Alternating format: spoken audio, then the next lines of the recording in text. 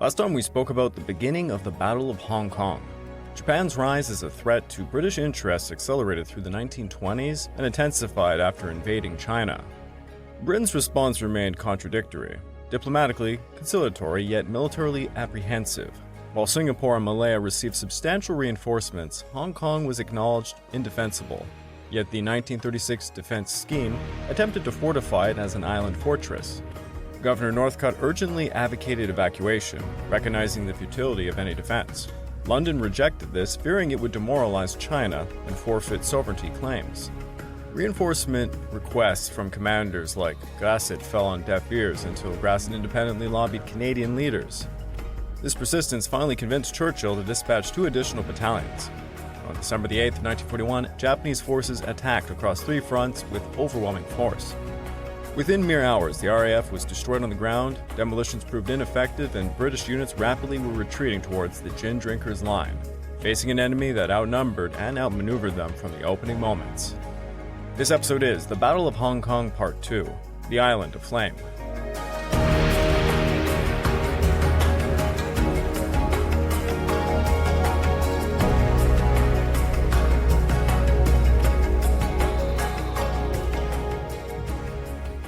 Well, hello again and welcome back to the Fall and Rise of China podcast. I'm your dutiful host, Craig Watson.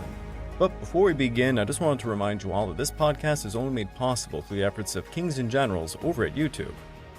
Perhaps you want to learn a bit more about the history of Asia?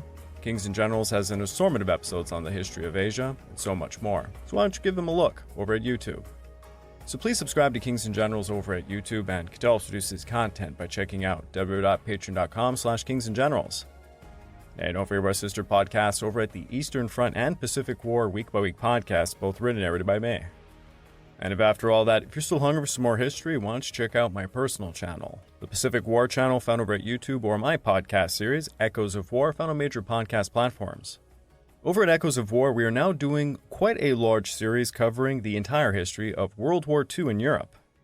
If you're looking to further support me, please consider checking out my YouTube membership or my Patreon account at www.patreon.com/the Pacific War channel. By joining either of these, you get access to the exclusive podcast series, which is about 42 episodes and ongoing at this point. You get early access to all the content I make and voting rights for the subjects I will tackle next. At around 3 p.m. on December the 9th, Colonel Doi of the 228th Regiment arrived at Needle Hill, just north of the Gin Drinkers line, ahead of his main force. For 2 hours, he studied the British defensive positions through binoculars, noting trenches and bunkers, and, to his surprise, washing lines fluttering with white cloths. The sight spoke volumes about the 2nd Royal Scots' lax discipline. Then the fog descended, reducing visibility to barely 20 meters, and heavy rain obscured the landscape. Doi sensed a fleeting advantage, but lost radio contact with his battalions. Worse still, the Xingmun Redoubt lay outside of his regimental boundary, making an unauthorized attack a serious breach of protocol. When his units finally arrived, supporting artillery remained unavailable, held up by demolished roads. Doi chose to attack anyways. Doi ordered the 2nd Battalion to scout the eastern approach, while the 3rd Battalion spearheaded the main assault. Major Nishiyama, commanding the 3rd, sent Lieutenant Wakabayashi and Kazugai with 150 volunteers to lead. The Xingmun Redoubt itself comprised 5 concrete pillboxes and an artillery observation post, connected by an underground tunnel named after the London landmarks Piccadilly, Haymarket, and others. The whole complex sat on small rises above Jubilee Dam. Defending said redoubt was A Company of the 2nd Royal Scots under Captain Jones, just 3 officers and 39 men. 1 platoon of 25 soldiers under 2nd Lieutenant Thompson held the forward positions. Against this stood 150 Japanese attackers, with another 1,500 troops in reserve. Battalion orders forbade using the concrete works as fighting positions. They were meant for the Vickers machine gun team and artillery protection. No mines could spare the redoubt's perimeter. On the night of the 9th, roughly half the defenders sheltered in the observation post, while the remainder manned pillboxes 401B and 402. At around 8 o'clock p.m., Thompson led a 9-man patrol northward to check Needle Hill and Xingmun Valley.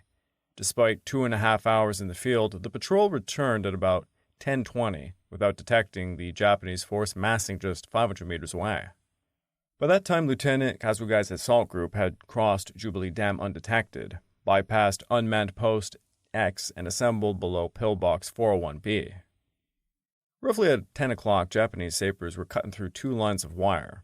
At around 11, H-hour, Lance Corporal Lard heard movement in the bushes and he began to open fire. The Japanese answered with grenades and they rushed the pillbox lines. One team entered the tunnel system, another hurled grenades through the air vents. Corporal Campbell swung his Vickers towards pillbox 401, catching the Japanese headquarters personnel in the open.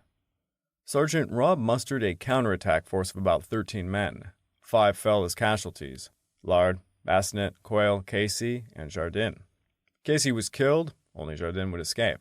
The alert triggered gunfire from the observation post defenders, and forward observer Wilcox called down 4.5-inch and 6-inch artillery fire. Without strong reinforcements and leadership, 4 Royal Scots and an Indian sentry abandoned the northern positions and they withdrew to the observation post. Captain Jones received orders from the brigade to counterattack, but delegated the task to Thompson. As Thompson attempted to leave the observation post, he found the gate locked from the outside. This calamity had a backstory. Just before the attack, Thompson had admitted a civilian at the request of Force 163. This was a sabotage unit from Singapore.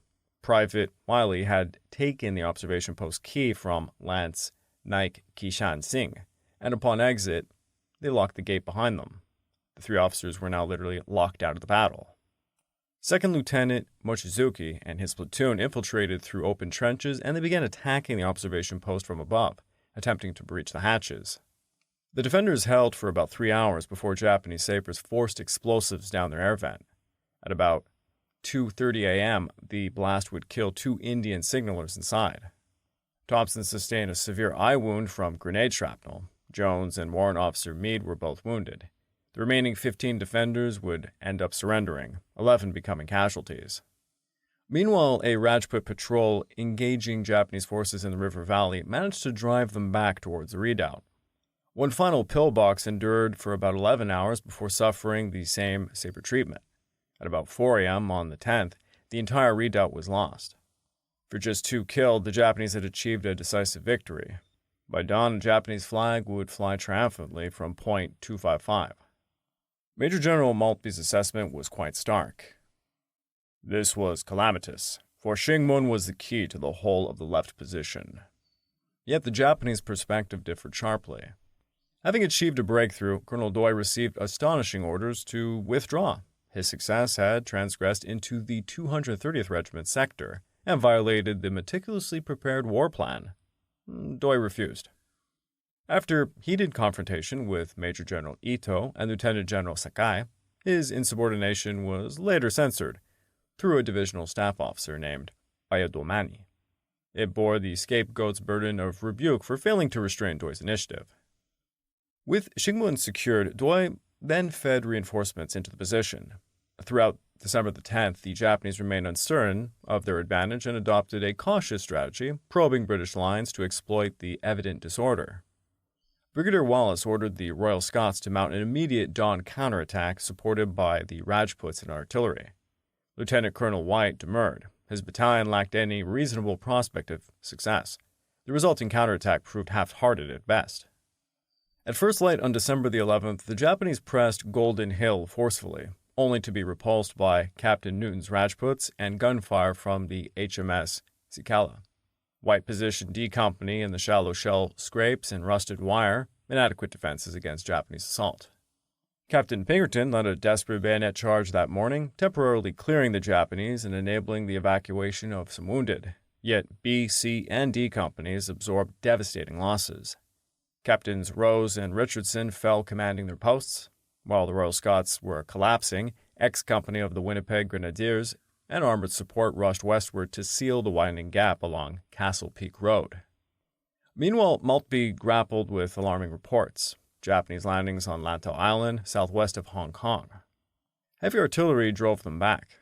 A second probe at Aberdeen, where Special Naval Landing Forces approached within 300 yards of the naval base, were being repelled by Canadian machine gun fire. In hindsight, these were mere feints, never intended as the primary thrust. The stratagem succeeded. Maltby retained his island reserves, the Middlesex and 2 Canadian battalions, precisely where they were needed. Now, had Wallace executed a forceful counterattack on December the 10th with the Royal Scots and the Brigade Reserves, the Rajputs might have retaken Shingmun while the Japanese remained disorganized.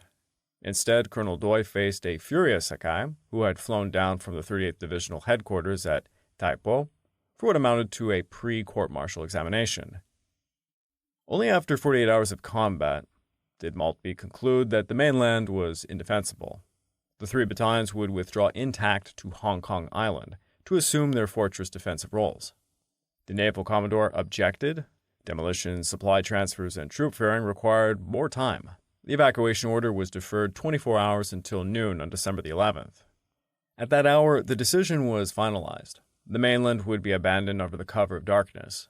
Further demolitions would follow. The China Light and Power Station, the cement works of Tsingyi Island, and the docks. Yet Brigadier Wallace believed this merely a precautionary measure. He anticipated holding the mainland for at least another week.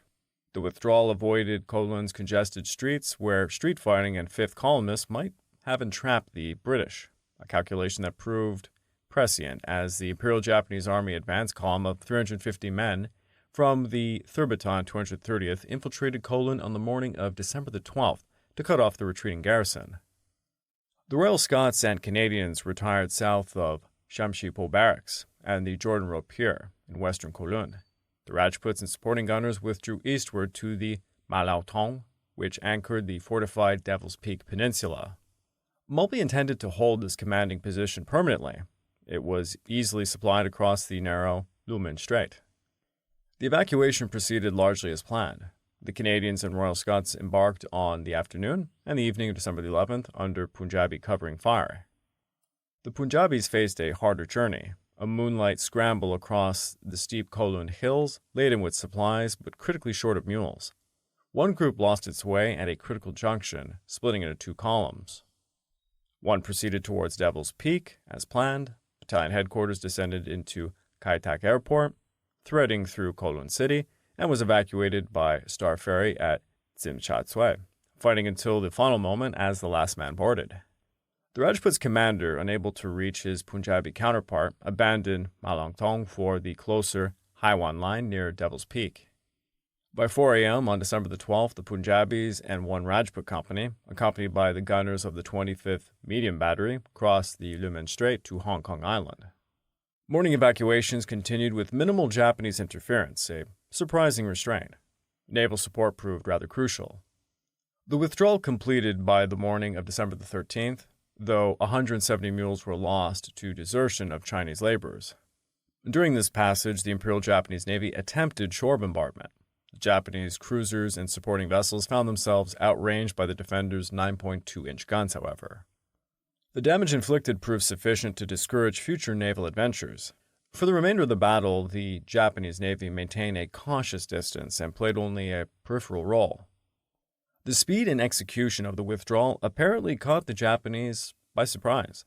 Their most probable expectation had been a full-scale assault on Devil's Peak, accompanied by some heavy bombardment. A day earlier, an assault without artillery preparation had been driven back with severe losses. The British appeared stronger than anticipated. The defense of the mainland had lasted only 5 days. With the mainland secured, the Japanese pivoted towards Hong Kong Island. The first move was diplomatic rather than military. At 9 a.m. on December the 13th, a small boat bearing a white flag crossed the harbor. It carried Colonel Toda, Lieutenant Mizuno, Mr. Oksudak, and 2 European women, the prominent and heavily pregnant Mrs. MacDonald and Mrs. C.R. Lee, wife of the governor's secretary, accompanied by her 2 Dachshunds. The surrender terms were flatly rejected, however. Major Boxer delivered the written refusal personally. Mrs. MacDonald remained in Hong Kong to give birth. Mrs. Lee and her dogs were returned to Kowloon. The Japanese commenced a systemic shelling of selected targets. On the 13th, a 9.2-inch gun on Mount Davis was silenced. Belcher's Fort sustained some damage. The following day, a 3-inch mount on Mount Davis was hit, killing Chinese gunners and triggering morale collapse. Quite a few would desert. On December the 15th, the barrage shifted to the northern shoreline, deliberately targeting pillboxes. At about 9 o'clock that very night, approximately 3 Japanese companies attempted crossing the harbor in rubber rafts towards Pakshawan, but they were driven off by machine gun fire. Fifth columnists intensified their operations, signaling with mirrors, sniping from concealed positions, spreading propaganda to encourage Chinese desertion. Their impact might have been catastrophic had it not been for Rear Admiral Chan and Colonel Yi, who were armed with Tommy guns and grenades, systematically eliminating many of these saboteurs. By December the 16th, half of the pillboxes between the racecourse and the Main Strait lay destroyed. The intended crossing site was unmistakable. On the 17th, the Japanese dispatched a second peace mission. Colonel Toda's team was now accompanied by Mrs. Lee with her Dashuns and a pregnant Russian woman. Again, the overtures were rebuffed. On the 18th, the bombardment reached a new intensity. Oil storage tanks were ignited, sending dense black smoke cascading across the northeastern corner of the island, a perfect concealment for what was to come. All signs pointed to an imminent assault. Now, I'd actually like to note something here. You sometimes hear about how race played a role in the Pacific War, and indeed, it truly did.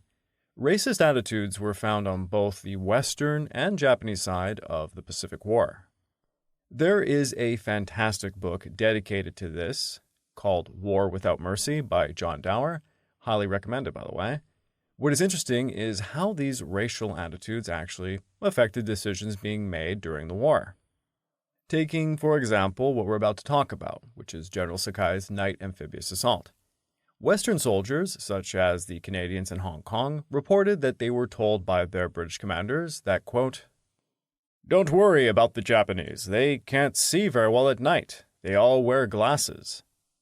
There was a Canadian soldier who wrote in his diary, "They don't see very well, especially at night. We knew this as a matter of fact." And indeed, the week before the outbreak of the Battle of Hong Kong, Canadian officers attending a briefing by British officers were informed that Japan's aircrafts were mostly obsolete. Its air force had little practice in night flying, and their pilots were all myopic, and they were thus unable to carry out dive bombing attacks. Hearing this, you might be asking yourself, why did they think the Japanese were myopic? The scientific explanation of the day went as this.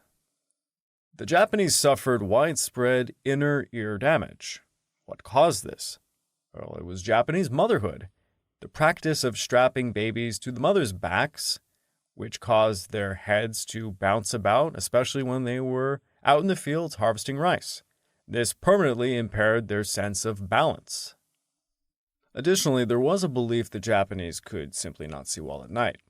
Many Western Air Force commanders actually believed there were times of day, like at dawn or dusk, where Japanese pilots would not be able to operate because of this hindrance. American military commander Fletcher Pratt in 1939 analyzed Japan's military strengths and explained that it had 4 major weaknesses.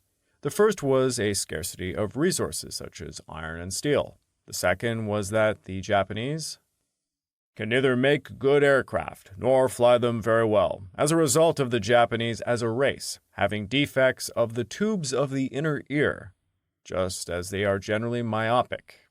This gives them a defective sense of balance, the one physical sense in which an aviator is not permitted to be deficient. The third was that the Japanese were short-tempered and were inclined to waste men unnecessarily when operations did not go very well. The fourth was that the Japanese would never dare to provoke a war with the United States.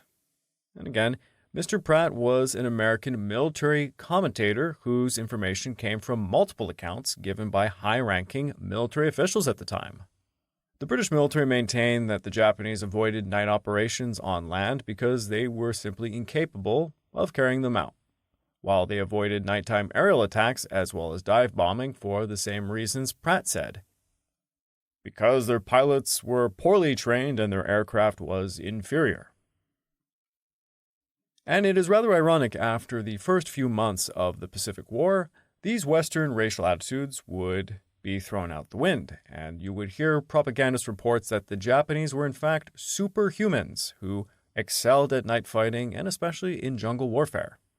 Just a little interesting tidbit of information. By the evening of December the 14th, the evacuated mainland units had regrouped on Hong Kong Island. The defensive structure was restructured into two brigades. Brigadier Walsh commanded the East Brigade from Untitled Gap, while Brigadier Lawson would head the West Brigade from the Wong Chong Gap. This reorganization placed the 5th and 7th Rajputs across the northeast perimeter, defending over 3,500 meters of coastline with B Company positioned on the hills behind Taiko Docks. The Royal Rifles of Canada held the northeast corner from Stanley 2 points south, with reserve positions at Lai Mun. 2 companies of Hong Kong volunteers supported from Titan Valley and Pottinger Gap, while the veteran Fusiliers manned the Northern Point Power Station. British and Canadian artillery provided fire support across the entire northern approaches. The West Brigade held the northwestern and southwestern shores. The 2 and 14th Punjabs stretched from Causeway Bay to Belcher's Point, protecting the Government House and General Maltby's headquarters, with battalion headquarters at mid-level. The Winnipeg Grenaders covered the southwest from Wong Tai Gap, with 1 company detached to the brigade headquarters at Wong Chong Gap. The 2nd Royal Scots, who had been severely mauled at Shingmun, were held back in reserve with fresh replacements from the Hong Kong Volunteers. The Middlesex Regiment's companies were dispersed along 72 pillboxes encircling the entire shoreline, while an improvised Z Company of clerks, musicians, and cooks defended the battalion headquarters at Layton Hill. Supporting artillery included some 9.2-inch guns, some 6-inch guns at Mount Davis, and 4.7-inch guns at Belcher's Point. As darkness fell on the 17th, Japanese reconnaissance swimmers reached Taiko, confirming the crossing site despite detection. Reinforcements arrived. 18 additional heavy bombers from Guangzhou and 26 fighters from Taiwan joined the aerial assault. The crescendo of artillery fire on the 18th, combined with masses of small craft gathering across the harbor, signaled an imminent invasion. Japanese divisional headquarters shifted to Mataowe near Kai Tak Airport. 23rd Army moved to Taipo. The invasion force disposed itself with the right flank embarking from east and west of Kai Tak, the left from Devil's Hills area. At around 6 p.m., the invasion order was issued, and by 7:30, Sakai himself arrived in Kowloon to oversee the crossing. At precisely 8 p.m., the 2nd Battalion of the 228th Regiment silently paddled their collapsible crafts towards the Taiko docks and the nearby sugar factory as artillery support commenced. Colonel Doi embarked with 80 headquarters personnel aboard a large barge, leading the second wave. The conditions favored the invaders. A moonless night, sporadic showers, and a thick black smoke from the burning oil tanks obscuring their movement. They reached the midpoint undetected before searchlights and machine gun fire scattered the small boats, separating commanders from their units. Despite all of the chaos, the assault pressed forward. At 9:40, the artillery shifted to deeper targets. At around 9:45, the first wave of the 3rd Battalion of the 230th Regiment landed at North Point, followed minutes later by the 2nd Battalion of the 228th and the 2nd Battalion of the 229th. 3 red flares signaled a successful landing. All 6 Japanese battalions were ashore by midnight, though wire fencing delayed their advance and Bren carriers added to the confusion upon the beach. General Sano arrived at Taku an hour later. The 5th and 7th Rajputs bore the initial brunt of the assault. Despite delays of preliminary shelling, the Rajputs mounted a stubborn defense. Japanese casualties mounted rapidly. The anti-tank company suffered so grievously that only a single gun remained operational. The Japanese plan was tactical rather than frontal. Bypass isolated positions for later elimination and push rapidly towards high ground. Overwhelmed by numerical superiority and losing most of their officers, the Rajput resistance gradually crumbled. Contradicting all evidence, Maltby remained convinced the main Japanese assault would strike directly at Victoria from Kowloon. He therefore withheld the counterattack, instead dispatching a platoon of Middlesex troops, Royal Marines, naval personnel, and the Rajputs Reserve Company, supported by some artillery, to establish a defensive line blocking the Japanese advance towards the central district. 3 Hong Kong volunteer armored cars were sent to protect the East Brigade headquarters. 2 more reinforced the Middlesex Battalion headquarters. It was inadequate against 6 Japanese battalions, to say the least. In the post-war dispatches, Maltby conceded his grave miscalculation. He had believed he had faced only 2 battalions, not a full division. As the 3rd Battalion of the 230th broke through D Company of the 5th and 7th Rajputs, the 2nd Battalion of the 230th came ashore nearby and wheeled westward towards Victoria. Their advance halted abruptly at the North Point power station, held by an extraordinary force. 4 officers and 36 men of the Hong Kong Volunteer Fusiliers platoon, alongside 39 civilian volunteers from the China Light and Power and Hong Kong Electric Company, including the station manager Vincent Sorby, plus 8 Free French soldiers commanded by Captain Jacques Gall, a Shanghai businessman who had just turned into a soldier. Without exception, these men were World War I veterans, many aged 55 or older. Some had actually fought in the Boer War. Major J. Patterson, the Fusiliers commander, had served with Allenby's Camel Corps and been mentioned in dispatches over 6 times. He was chairman of the Jardine Matheson and legislative councillor. Private Sir Edward Devaux, 8th Baronet, a millionaire bullion trader and secretary of the Hong Kong Club, had enlisted as a private when deemed too old for mobilization. Private T.A. Pierce, a 67-year-old, was a chairman of the J&D Hutchinson's and Company and a secretary of the Hong Kong Jockey Club. Captain Bruch, second in command, aged 60, chaired a major trading house. The list extended through Hong Kong's business elite, each choosing to fight rather than flee. These old men held an entire regiment at bay. When Patterson's called for aid, Maltby dispatched the Hong Kong Volunteers' armored cars with a platoon from Z Company, but the reinforcements were ambushed before even reaching the station. Only 9 soldiers, including 2nd Lieutenant Carruthers, broke through. Unable to dislodge the defenders by assault, the Japanese resorted to bombardment. By 1:45 a.m. on December the 19th, surrounded and ammunition exhausted, the defenders withdrew to King's Road behind a disabled bus.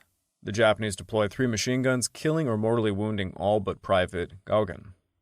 A Japanese officer, believing all dead, cautiously approached only to have Gauguin, despite his wounds, surge from cover and charge him. He killed the officer and 4 soldiers before collapsing from wounds. Somehow Gauguin would survive. Those old men, civilians and reservists, businessmen and veterans, held the entire Western Japanese advance for over 18 hours, buying Maltby precious time to withdraw forces and establish a new defensive line. Their stand at North Point became one of the campaign's most improbable acts of defiance.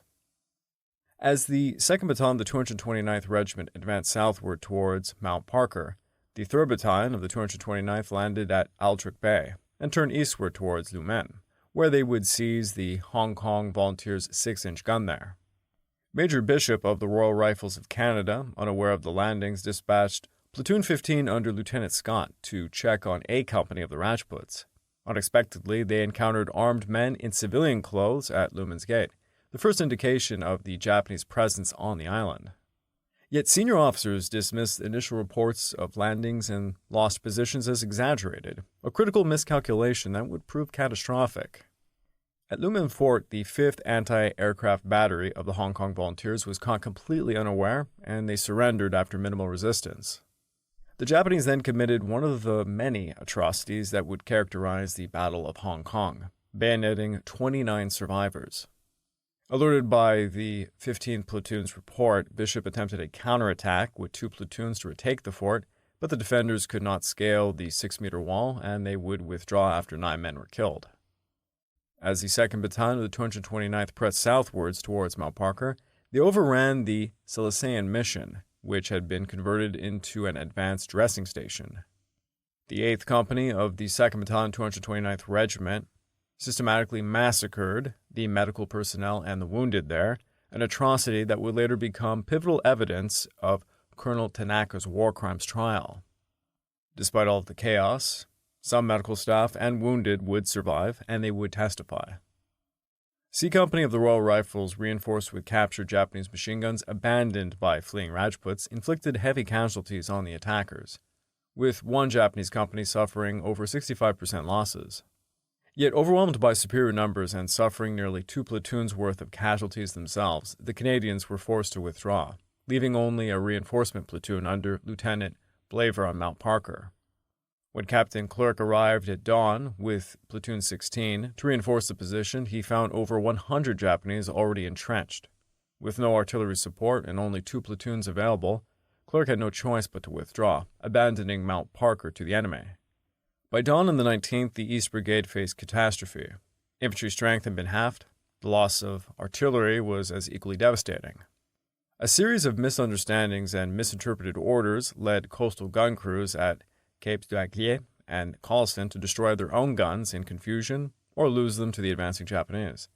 Of the entire artillery complement, only one 18-pounder and two 3.7-inch field guns remained operational. Wong Chong, literally Yellow Muddy Creek in Chinese, occupies the center of Hong Kong Island, a valley separating the eastern hills, those being Mount Parker, Mount Butler, Jardines Lookout, from the western massif, Mount Nicholson, Mount Cameron, and Victoria Peak.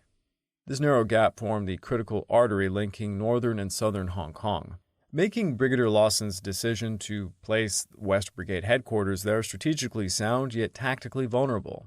Recognizing the exposed position after the landings, Major Linden had located an alternative site south of Mount Nicholson, scheduled to open the following day.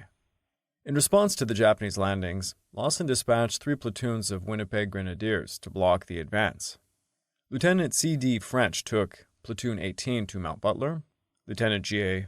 Burkett's Platoon 17 was moved to Jardines Lookout, and Lieutenant L.B. Corrigan's platoon took the northwest approach to the gap. As on Mount Parker, both French and Burkett were killed almost immediately. Their small forces were overwhelmed by battalion-strength enemy forces with artillery support. By morning on the 19th, 2 battalions each of the 230th and 228th Regiments were pushing for the high ground. The 2nd Battalion of the 230th rapidly occupied Jardines Lookout, while the 3rd Battalion of the 230th moved to Mount Nicholson, and the 2nd Battalion of the 228th advanced towards the gap itself. Company No. 3 of the Hong Kong Volunteers under Major Stewart held pillboxes around Jardines Lookout, while Company No. 1 under Captain Penn defended Titam Valley, with forward positions at the Quarry Gap. The pillboxes, despite heavy bombardment, held longer than anticipated, some for as long as 24 hours. Stewart maintained his company headquarters until the 22nd, 4 days of continuous fighting without adequate ammunition, food, or water. Company No. 3 suffered 80% casualties and would cease to exist as a cohesive unit. Realizing that the enemy had penetrated to Mount Butler, Brigadier Lawson decided to counterattack. Major A.B. Gresham of A Company, the Winnipeg Grenadiers, was ordered to retake Mount Butler and clear Jardines Lookout. The Canadians initially succeeded, with Warrant Officer Osborne leading with a bayonet charge, but a strong counterattack by 3 Japanese companies would drive them back by about 10 p.m. The Canadians held firm until about 3 p.m. when Gresham attempted surrender despite waving a white flag. The Japanese would shoot him regardless. Within the chaos that followed, a Canadian killed a Japanese officer in response, triggering a grenade barrage. Warrant Officer Osborne caught the grenades and hurled them back as fast as they came, but one landed in an impossible position. Without hesitation, Osborne threw himself on the grenade to save his comrades. This act of supreme self-sacrifice earned him a Victoria Cross, the first Canadian VC of World War II.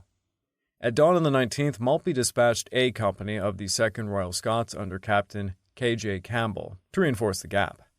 But they had lost all of their officers, with only 15 men reaching Lawson's headquarters. A group of sailors under Commander A.L. Pears, coming from the south, were ambushed en route. Only a few would actually reach Post Bridge, a house just south of the gap, which became an isolated strongpoint.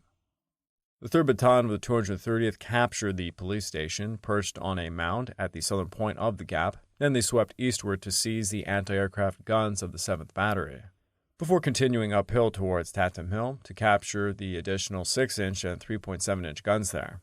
Maltby's response was to call down final protective fire from the Hong Kong Volunteers in Happy Valley, inflicting massive casualties on the 3rd Battalion 230th. At about 10 a.m. on the 19th, Lawson reported that his headquarters had been completely surrounded, and he was about to, quote, "go outside and shoot it out." Captain H.A. Bush provided covering fire as Lawson and his entire staff, including Middlesex signalers, were cut down by Japanese machine gun fire across the gap. Lawson's body was discovered 2 days later, halfway up the hill behind his headquarters, dead from a gunshot wound to his thigh. Lieutenant Kerfoot of the 214 Punjab, with his 3 Brent carriers, would arrive too late to save him. The Imperial Japanese Army, who saw this shootout, made a note stating, "Lawson died heroically." At 1:30 p.m. on the 19th, Maltby issued Operational Order No. 6, calling for a massive counterattack to commence 90 minutes later. The plan was ambitious. A and D companies of the 214th Punjab were to attack east from Victoria to North Point to relieve the Fusiliers, while the HQ company of the Winnipeg Grenaders and the 2nd Royal Scots were to attack the Gap and Jardin's Lookout. 8 field guns were promised, but they were never materialized. There was no reconnaissance, no proper orders, minimal coordination. The Canadians were to rendezvous with the 2nd Royal Scots at the Middle Gap at about 3:30 p.m., but the Scots were too late. The Canadians advanced without them. Captain Pinkerton of D Company, the 2nd Royal Scots, was ordered at the last minute to attack up the Wong Chong Gap Road, the same route A Company had taken only 7 hours earlier, but had been decimated there because it was lightly held. Captain AMS Slater Brown led the advance with 3 Bren carriers and attached engineers, followed by D Company of the Winnipeg Grenadiers. Just as the carriers reached the burnt-out trucks of A Company, they too were ambushed. Mortars machine gun fire rained down from Jardin's Lookout, where the Japanese occupied captured Hong Kong volunteer pillboxes. Slater Brown and 2nd Lieutenant Bell, the battalion intelligence officer, were killed instantly. The Royal Scots waited in the roadside ditches until about 2 a.m. before launching an attack on the police station, reaching the steps before Pinkerton was severely wounded. Captain Ford's composite company attack at about 3 a.m. also failed. Simultaneously, C Company under Lieutenant Stanier attacked Jardin's Lookout, but it was also unsuccessful. This series of piecemeal assaults cost the Royal Scots 8 officers and about 68 soldiers. Growing increasingly desperate, Maltby ordered Major Hodgkinson, officer commanding the HQ company of the Winnipeg Grenadiers, to attack the Gap and proceed to Mount Parker. Requesting reinforcements from A Company and the Royal Scots, Hodgkinson launched his assault with covering fire from Lieutenant Corrigan on Mount Nicholson. The Grenadiers managed to reach Mount Nicholson with only 5 unwounded men, though Corrigan's group advanced to within 300 meters of the Gap Road. Then came an unexpected stroke of fortune. While skirting Mount Nicholson, Hodgkinson's group stumbled approximately upon 500 Japanese, probably from the 3rd Battalion, 230th, eating lunch without posting any sentries. The Winnipeg Grenadiers unleashed devastating fire, inflicting heavy casualties. By about 5:45 p.m., Hodgkinson's force was only 100 meters from Repulse Bay Road. With 4 men and a 2-inch motor, Hodgkinson worked his way to the abandoned brigade headquarters, bringing about 20 walking wounded with him. He established a foothold at the Gap, receiving orders to attack the police station at about 10 p.m. 2 Hong Kong volunteer armored cars with Vickers machine guns came in support, but accurate enemy fire disabled both. Like Pinkerton before him, Hodgkinson reached near to his objective before being severely wounded. For his action of determination and courage, Hodgkinson was awarded a Distinguished Service Order. By the morning of the 20th, the Japanese had consolidated control over the Gap, but elements of D Company, the Winnipeg Grenadiers, still held various pillboxes north of said position. Initially, the 17th and 18th platoons occupied forward positions with company headquarters, and Platoon 16 was in reserve, positioned across Wong Chong Road, almost directly opposite of the brigade headquarters. Forward positions were rapidly overrun and cut off from the company. They fought without officers until withdrawal to the battalion headquarters became a necessity. With Captain A.S. Bowman killed and Captain R.W. Phillips wounded, command fell to Lieutenant T.A. Blackwood. An attempt by B Company to relieve D Company on the evening of the 20th failed catastrophically, killing all officers and 29 men. With fewer than 50 men remaining, all wounded, Lieutenant Blackwood continued inflicting heavy casualties on the Japanese until the 22nd of December, when exhaustion and the complete absence of ammunition, food, and water forced the surrender. D Company had killed over 200 Japanese soldiers. Post-war Japanese reports refused to believe that a single company had held the Gap for so long, and for their stubborn defense, Phillips and Blackwood would be awarded the Military Cross, and 3 enlisted men received the Military Medal. The Battle of Wong Chong Gap was characterized by fragmented planning and poor coordination. On the night of the 20th, no fewer than 3 separate companies attacked the police station, with another company assaulting Jardin's Lookout, all within about 5 hours, all independently organized by local commanders. Had these desperate actions been coordinated in a single simultaneous assault, Fortress headquarters of objectives might have well been achieved. But by the end of the 20th, the British had lost the vital ground of Wong Chong. Although Post Bridge House remained an isolated holdout, for the Japanese, Wong Chong became the single costliest engagement since the invasion had begun, with over 800 casualties and the regimental commander of the 3rd Battalion, 230th Regiment, severely wounded. And I would like to take this time to remind all of you that this podcast is only made possible through the efforts of Kings and Generals over at YouTube. Please go subscribe to Kings and Generals over at YouTube, and you can help produce this content by checking out www.patreon.com/kingsandgenerals. And don't forget about sister podcasts over at the Eastern Front and Pacific War Week by Week podcast, both written and narrated by me. And if after all that, if you're still hungry for some more history, why don't you check out my personal channel, the Pacific War channel found over at YouTube, or my podcast series, Echoes of War, found on major podcast platforms. And if you're looking to support me further, please consider checking out my YouTube membership or my Patreon account at www.patreon.com/thepacificwarchannel. By joining either of these, you get access to the exclusive podcast series, which is about 42 episodes and ongoing at this point. You get early access to all the content I make and voting rights to subjects I will tackle next. Japanese landings on the 18th and 19th of December overwhelmed the East Brigade. Brigadier Lawson died defending the vital gap.